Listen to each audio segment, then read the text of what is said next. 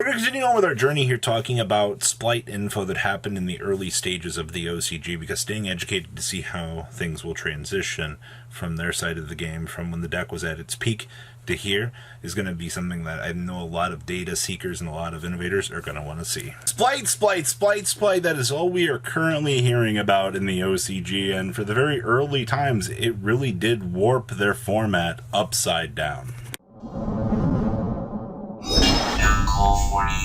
I'm betting 30% of you guys have not smashed the living crap out of that subscribe button. Smash it so we can get to 105,000. We're going to be looking at the top 32 here for the Yu-Gi-Oh! Tai Festival series, which had over 300 duelists present, and it's not all that often as of late that we see massive results, at least very early on here for a set. So we had 3 Splight, 3 Branded, 3 Sky Striker, 3 Drytron with 3 Sword Soul. Wow.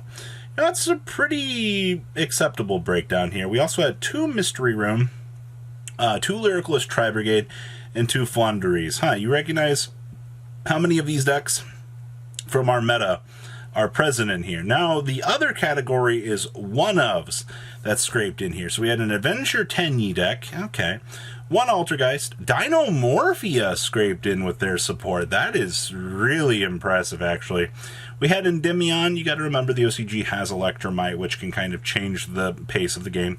We had Exosister scraping in, Infernal Knight, Machina Infinitrack, Marincess, and Orcus deck, Phantom Knights, and Tier Elements. So what you are telling me here is Power of the Elements did make a pretty big splash on everything here. When we look at top 8 here in a second, you are going to see the power scaling that these decks have against each other here.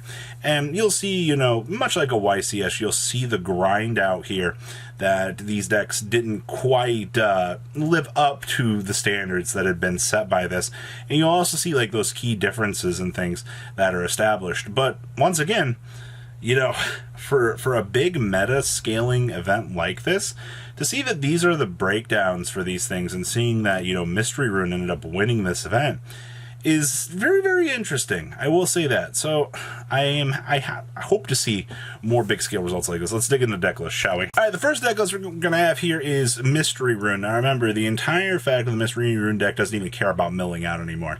This deck uses its giant resource pool to basically mill cards from the opponent's deck to kind of chip away at some of their strategy. And then you guess what you do best. You do Synchro Combo to set up these big negates, laugh at your opponent, and then on the next turn you're like, oh, hee, battle phase, finally. And then you end the game. Like, that is what the purpose of this deck has now become. I think the fact that this is basically a synchro tool climbing toolbox indicates that like things like Auroradon are very, very busted. I also see we are playing Saravis in this deck, which is actually kind of cute. Having a ritual monster you could search off of Diviner to search for protection in the form of a hand trap is busted. I actually didn't think we would see, you know, Saravis seen play in a deck like this, but you know what? It's definitely cute, per se, in terms of what you can do with this. So yes, this was your first place winning list. Second place here was actually Tri-Brigade Lyricalist. Now remember, they do have the double Recital Starling that we once had here, and to see that this deck climbed all the way to second place, you know, I'm going to clap for it. That gives a good term of consistency still for this deck. But the OCG, or the TCG cleaned this up on the last list. You know, Samorg is a big ol' annoyance, especially when your deck can make F0 and do things. And, you know, I love the fact that first and second place just like look like immediate problems that should have been cleaned up. But the OCG or TCG is like, yeah, we'll do this. The OCG is like, nah, we understand. But outside of that, your card pool is still pretty it's still pretty interesting. Outside of that, still standard Lyricalist plays end on Apex or Barrier Statue, whichever, and then tell your opponent good luck, have fun as they try to out this. And they're not going to have a good time trying to out it. That's as simple as that, ladies and gentlemen. Next up here is Splight. Splight actually looks like it struggled a little bit here. Even though the deck did make its way all the way into third place here, Honestly, I can't say that I'm surprised. So, if you want to know, like, the true secret to this deck, it is grind hand trap central. Alright, you basically use your entire free advantage engine of frogs, deep sea divas, and you just climb on up into free stuff. Your entire extra deck is so crazy. Like, a double material Zeus can end a lot of games. I also see down in the side deck here that you're going to have a lot more of your generalized good stuff choices here. I also see that Ghost Reaper's seeing some play, and that's something that we'll see a little bit more of, because that's something that the TCG is kind of talking about right now. It's like, how do you tear this deck apart? Well, it might just be Ghost Reaper. Do that, call Gigantic, and then the deck's just like, oh no, what do I do? Nothing. Next up here is Sky Striker. Oh my gosh. So this is an actual functioning Thurions list for Sky Striker with the triple copies of the spell card that allows you to rotate in between your cards. Basically what Sky Striker should be evolving into with the TCG, but I don't know when the heck our quick play spell card will even actually be coming to us.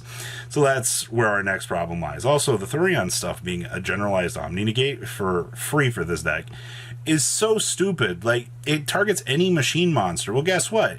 You toggled through how much of your machine stuff, and you're just like, oh yeah, by the way, the fact that all of your Link monsters literally fit the bill for the machine equip feels really, really good. Outside of that, I don't see anything particularly too scary. I do like the dimensional barriers down there to kind of, you know, edge out some of the other crazy stuff that you would deal with. But outside of that, it looks pretty standard. No real complaints here, ladies and gentlemen. I'll take it. Next up here is Noah Punk. You know, even with the Orcust engine in, like, the shambles it is, though I guess it is cool that Double Harp Horror does give this deck a little bit of life here.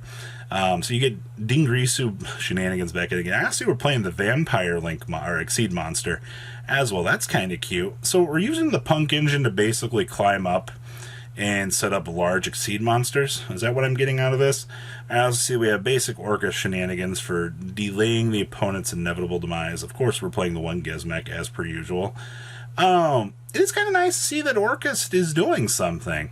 I don't see anything in here that particularly screeches to me out of left field, to be honest with you, because this is all the basic stuff that Orcust did. It's just now you have a easier combo package with Punk to kind of integrate into the deck so that you can make things like BLs and some other stuff. So I guess in itself, that's interesting. All right, sixth place here is our another Splight list here. Now, I see that we're also playing Double Prosperity. I think Double Prosperity is something that looks like it's going to be a little bit more of a norm here. This one is playing double of each of the Omni Negate, or the negates for the monsters. So 2 monster negates, 2 spell and trap negates. Okay. I wonder if that's like for a recovery sort of play there. I also see that we have one of the extender for the deck, the level 2, has to do with like the damage step. I know a lot of people are kind of whatever on that. Hand traps. Double Droll with the 1 Go spell is pretty straightforward here. 2 Gigantic and then 3 of the Revive down in the extra deck. Alright, that's all very standard stuff here. And we're playing 1 Artemis Slay in the side deck. I have noticed that Artemis Slay has been like a pretty big mainstay for this deck. A lot of people have been giving that a shot in this deck. So outside of that, 6th place, a little bit standardized as well for Splite. You really don't get a lot of creativity with this deck. Next up here was 7th place, Sword Soul. Finally! You know, they still have Protos at a number in the OCG, and they can actually still use it, and it's still a fantastic Floodgate monster. But we don't really get the chance to see all that much play with it. I also see that this list is getting cute. We are playing the CXYZ card in the extra deck. Oh my god, with Silent Honor. We're trying to get cheesy here, I see, in terms of what we can do in terms of deck building, but this deck still lacks a lot of just like power. You know, like this deck has gone through so many punches in the face that it's just crying in terms of power creep at this point in time. So unfortunately, I don't know. The fact that the TCG can't keep up with this list anymore, and also, you know, we have Desires at 1 here versus Protos at 0. Yeah, we definitely hurt this deck ever having a chance at succeeding here in the TCG. And then the last list we actually have for you guys here was To Your Elements Branded. Now, this is actually kind of cool. So basically, you can kind of take extra super advantage of all of your free fusion monsters. Also, I mean, everything is fusion monster related in the deck. You're just going to be locked into fusion for the whole turn. So whatever big monsters you're going to be making seems like free real estate for this deck. And I do kind of like the idea of what you can do with this. And I've seen this show up a couple of times already in terms of things coming out of the OCG. So I'm definitely excited to see if the TCG will get the chance to adapt this, depending on what things we might see cleaned up here. But that is your breakdown for 300 plus Duelist for the festival. Please leave a comment about how much you think. Make sure you guys smash the crap out of that subscribe button so you guys don't miss out on more awesome content. And I'll see your beautiful faces back here later in the day, guys. Peace out. Patrons, thank you.